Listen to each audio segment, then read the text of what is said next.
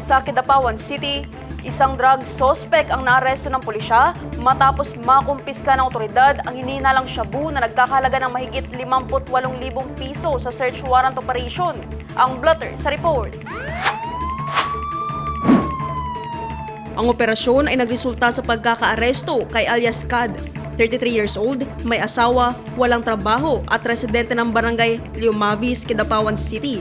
Kaugnay ito sa paglabag sa Section 11, Article 2 ng Republic Act 9165 o Comprehensive Dangerous Drugs Act of 2002. Nakumpiska mula sa loob ng bahay ng sospek ang 6 na heat-sealed transparent plastic sachet na naglalaman ng humigit kumulang 8.63 grams ng hininalang shabu na may tinatayang street value na 58,684 pesos. Ang mga nakumpiskang ebidensya ay isusumite sa North Cotabato Provincial Forensic Unit para sa pagsusuri, habang ang mga sospek ay kasalukuyang nasa kustodiya ng Kidapawan City Police Station para sa wastong dokumentasyon at paghahain ng kaukulang kaso.